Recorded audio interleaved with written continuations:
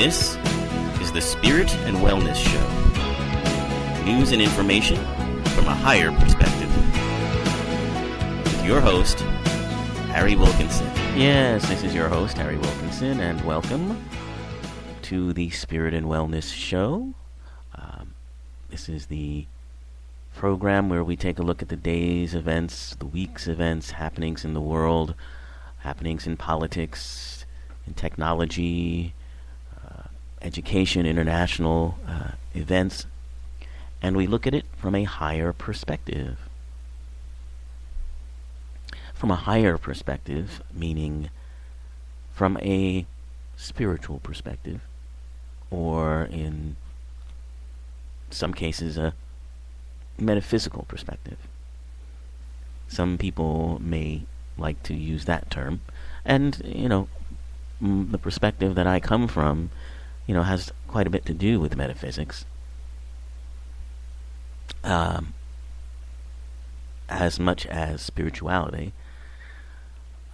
because it is it's the idea that we exist on sort of multiple planes of existence. There is an expanded level of ourselves where we are all connected, and that at this level, at this metaphysical level, beyond the physical, we actually create the physical environment and the situations in which we play. And I say play, even though sometimes it may seem like not very playful and not very fun, but I say play because through these experiences we create, we do get to play different roles, experience different feelings, experiencing the opposite, actually, of what we are at that highest level. And by experiencing that, we begin to be able to appreciate and understand more fully that higher aspect of ourselves. So I find it helpful to look at news stories that we are, exposed to during our daily lives, and some of which may seem upsetting or confusing or just disturbing. Oftentimes they are. And I've found it helpful to look at them from that perspective. From the perspective of not, oh my goodness, what just happened? Not that immediate, kind of response to button pushing. But to take a step back and look at it, to see what it is showing us about ourselves, what the game is that we're playing, in a way, and to go into it and let it bring us to the highest level that we can possibly obtain. I find these really helpful in dealing with news that is deemed to be tragic, where people's physical existences have perished, and we've had so many of them, from school shootings to celebrities passing, that to come to the understanding of how each person's passing is something that, again, this is from a metaphysical perspective, is something that's created, planned out by that person on their highest expanded level, to I believe show something, teach something, give something to the world, or the physical, mundane existence of those who remain behind, if you will. And I think one great example of that that was used, in which this person used this. Most people aren't aware that they are creating their own death, or aren't aware of leaving a message behind when they pass. But some folks are able to do it consciously and are given an opportunity, given the time to do it. Such was the case with the passing of the great musician, rock legend, David Bowie. Mr. Bowie passed away on Monday of cancer, and was able to leave a message behind. He had only the week before released an album and a video to accompany it, and he knew that there wasn't much time left. So in this video for this song, which is called Lazarus, you may be familiar with the story of Lazarus. He rose from the dead. We see Mr. Bowie in a hospital bed, kind of sort of tied up. And he has a lyric to that song, which is very touching. The visuals, of course, from that video are quite striking and a little bit sad or scary, if you will. But it's what he clearly meant to leave behind. And so I'm trying to find that quote, which was really quite terrific. I will find it in just a second.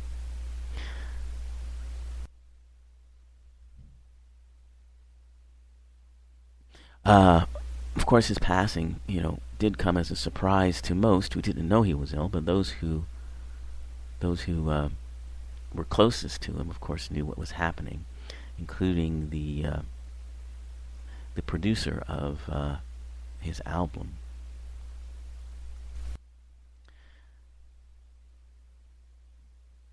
And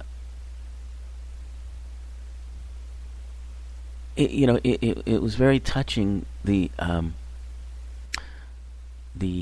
tributes that have come out to Mr. Bowie. But what it is, the quote from Lazarus is, I'm still having trouble finding it. I apologize. I'll have to come back to it, I think. But it had to do with transcendence, with his entrance into heaven, and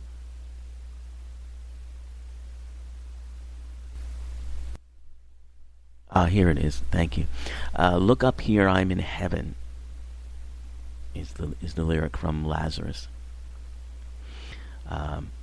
So obviously, I think a message to us all about what he believed was ahead for him, and what he wants to leave us with, as far as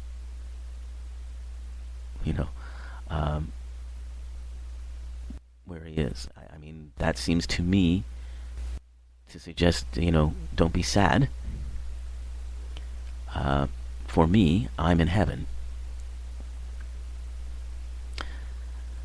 So, it's interesting that he had the opportunity to do that. And, his life will be remembered. I understand, there's been, as would be expected, quite a boom in record sales for him, so that people can, get familiar with his music who may or may not be familiar or may have forgotten it. Bowie was, transcendence personified. He continually remade himself. and was able to rise above,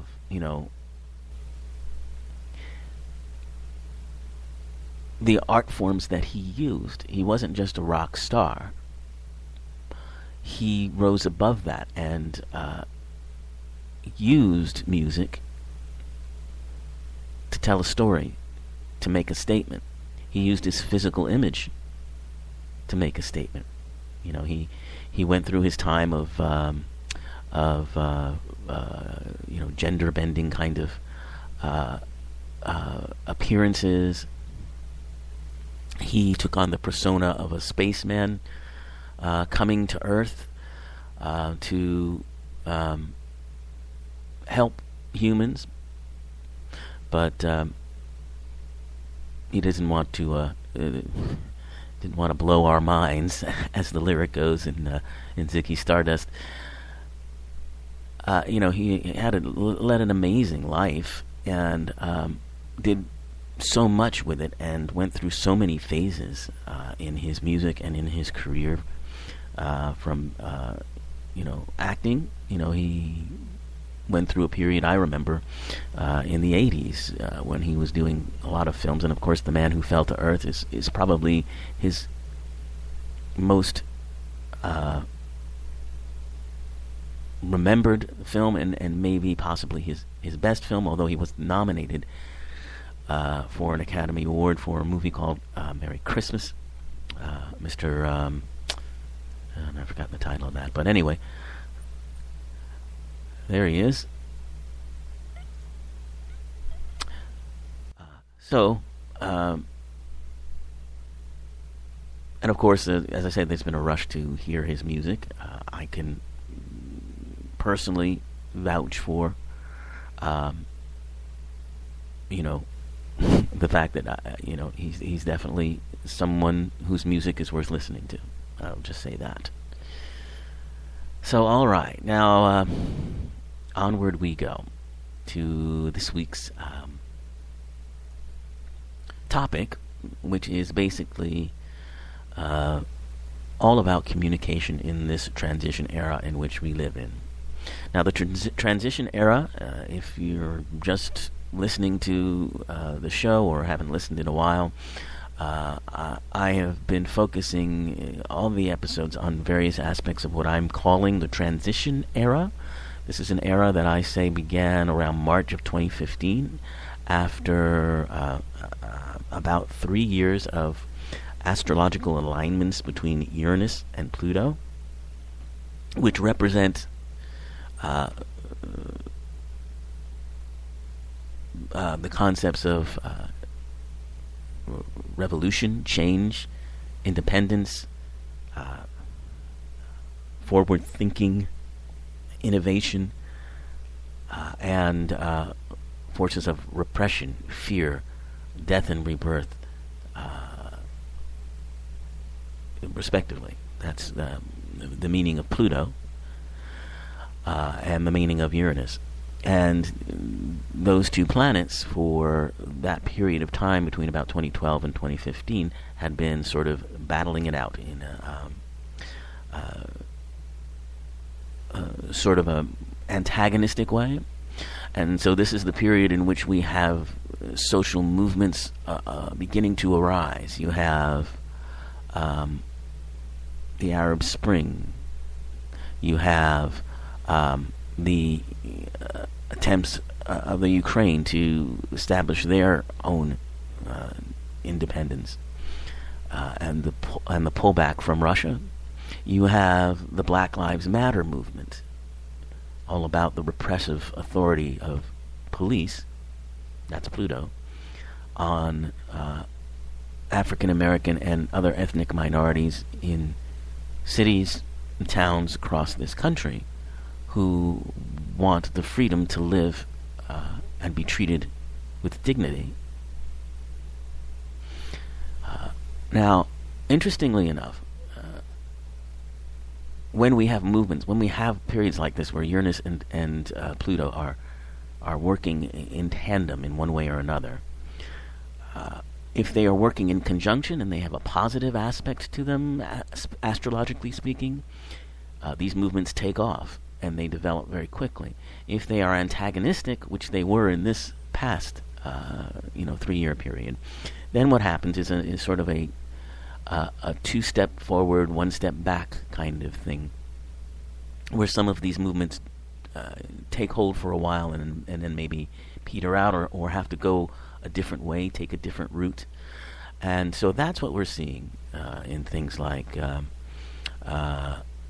Black Lives Matter, of course, but also the 99% movement that many people feel has perished, but it hasn't. They're still quite active. They're just not active in the way that many people expect, and they also just aren't getting coverage from the news, particularly. But they are still, quite active. Occupy Wall Street is still, very involved, and that will probably take some time to solidify in a way because of, as I say, the astrological alignments behind them. But interestingly enough, Pluto, and I will, stop talking about astrology so much. I know some people don't find that to be, worthwhile discussing. I find it helpful, just as in terms of planets being symbols of energies, movements, forces, ideas in our world. So I appreciate you bearing with me on that. Pluto is considered, at its highest level, a planet of transformation. I mentioned death and rebirth. And what Pluto symbolizes is that, old patterns have to die, pass away, so that new patterns can overtake them and replace them. And so what's happening, so Pluto and Uranus are working together to help make these changes. But since they are not working, they're not liking each other. They're kind of combating each other. What's happening is it takes this 2 steps forward, 1 step back approach to refine it, and the old ways aren't quite ready to pass away yet. It's like that old joke where from the Monty Python movie, Monty Python and the Holy Grail, where the collector is walking through the streets, as was common in the days of the Renaissance, when, or actually the Middle Ages, when the movie takes place. They had collectors who would come and collect the bodies of people who had died.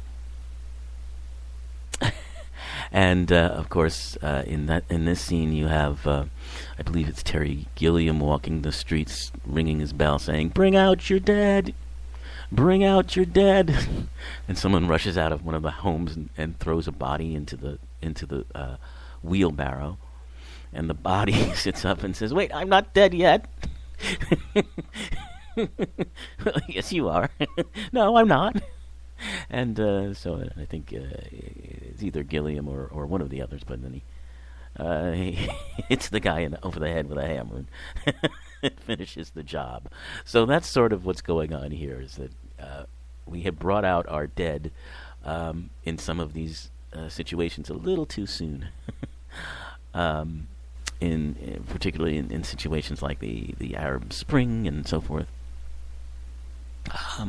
What we know is that when we reach a point, a point of illumination, things go quickly. I mean, this is what happened with the whole gay marriage debate.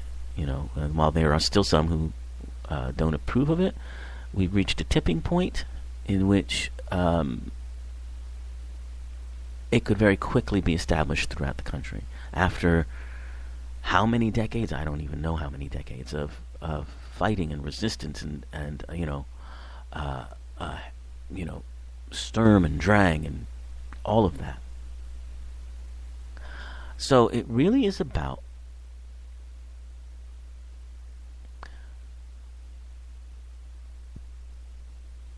our spiritual awareness. You know, it really is about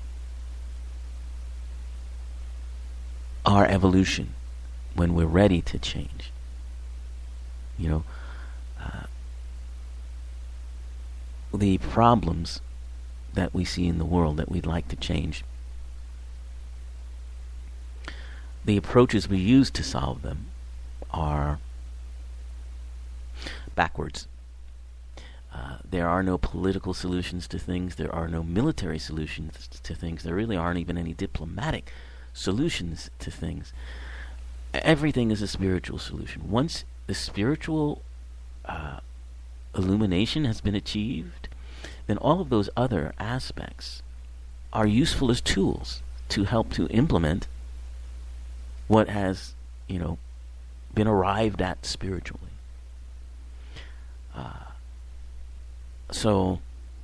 And it's interesting, I'm looking at a headline right now which completely illustrates this point, and also completely illustrates the whole transition era, Uranus-Pluto kind of thing. This has to do with the Iran nuclear deal. Now, yesterday, nuclear sanctions on Iran, which had been in place for a long time, 15 or more years, I think, were lifted in accordance with a deal that was reached, that was designed to prevent, Iran from developing nuclear arms, and part of that had to be with, inspectors being able to come in and no testing being done and that kind of thing.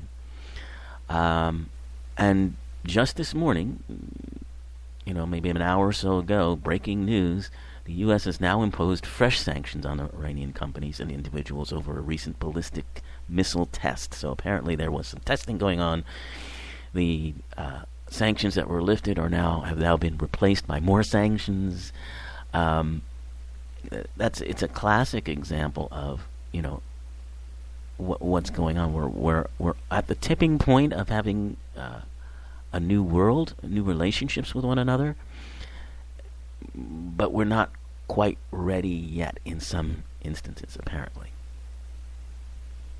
And part of this has to do with communication, which is our topic. I finally got to it.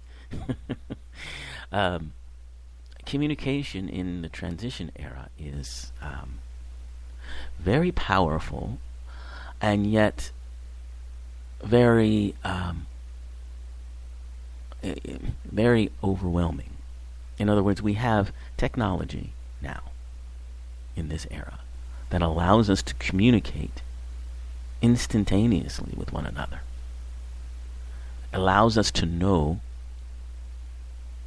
what people halfway around the world are doing at that exact moment, and to connect with them, to talk with them at that exact moment.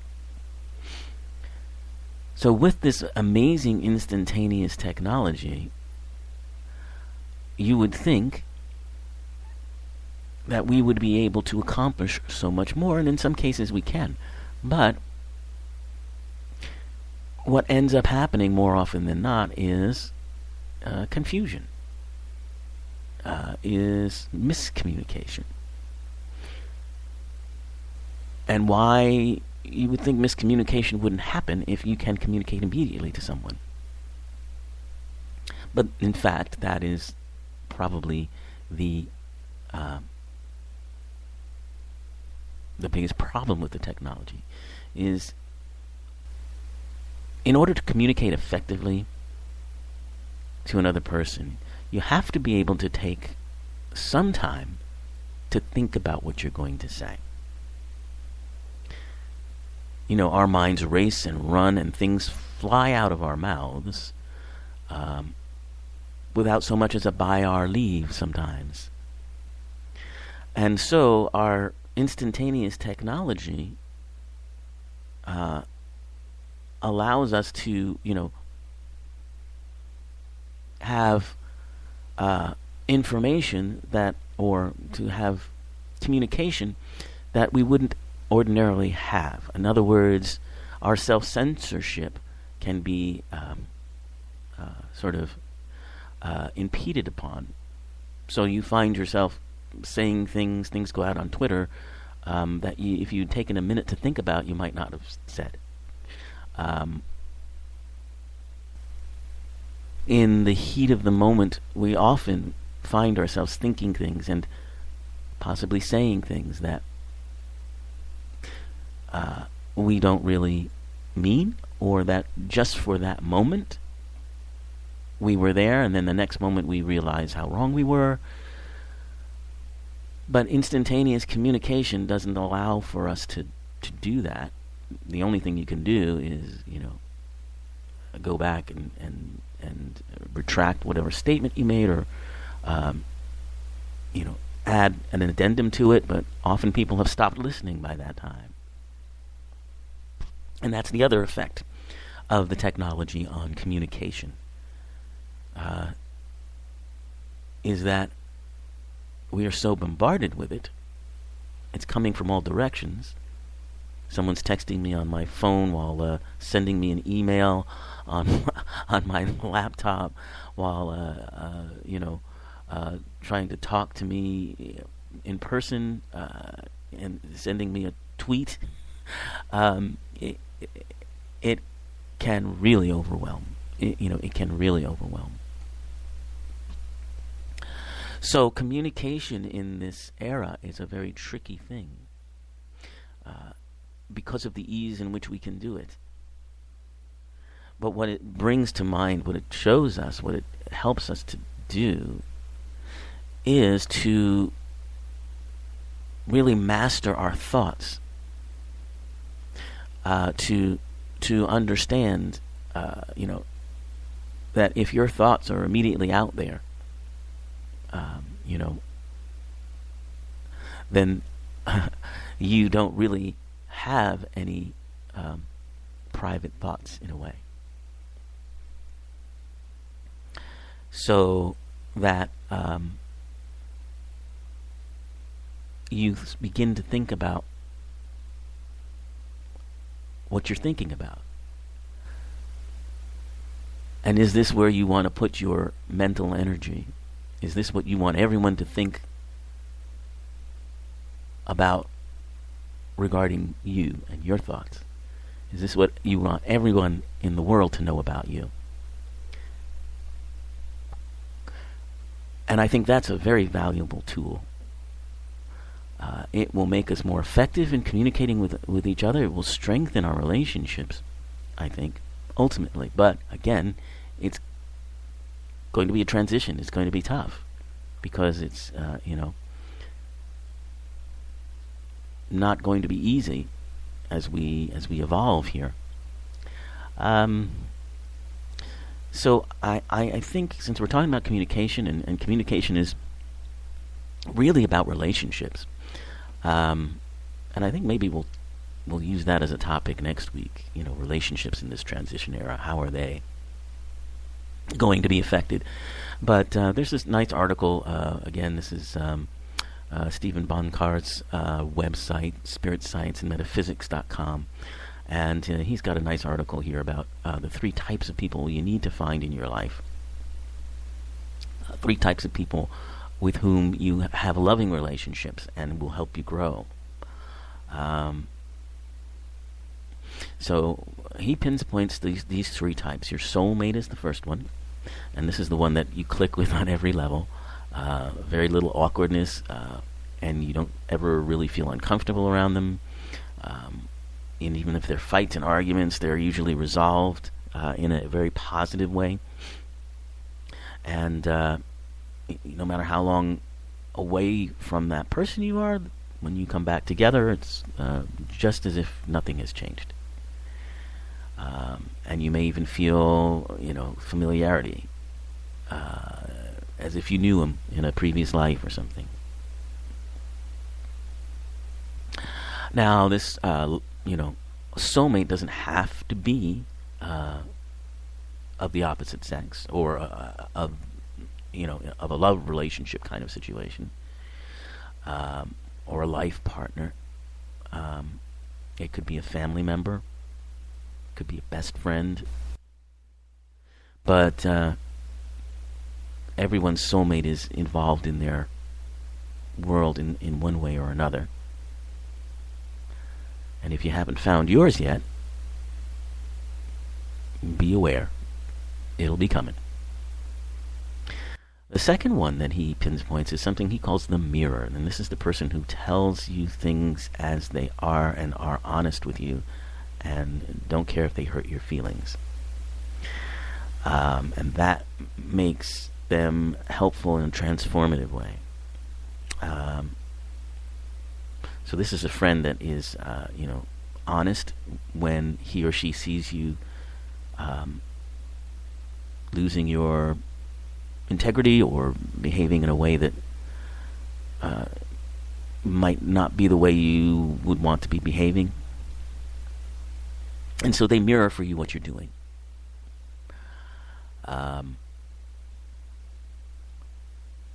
I think that can be valuable. I would see the mirror as also people who are doing things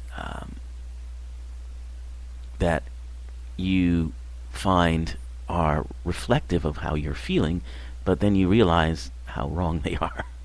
But anyway. And finally, he writes the third type as being the guardian. This is a mentor, teacher, guide type person who inspires you, encourages you, gives you feedback. It could be a teacher, a family member, a religious figure, a coach, anyone who kind of, fills that role. And it's interesting. He's given these three types. I can imagine that these types would overlap. I mean, I can imagine someone being a soulmate who also is honest and serves as a guardian or a guide. So, but it's an interesting concept.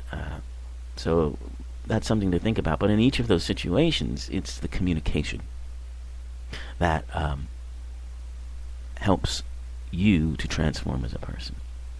So in the transition era, communication will be transformative, and it already is. And I'm already out of time, so I need to close up shop here for the week. And keep your communication lines open. Enjoy the journey, and have a wonderful week.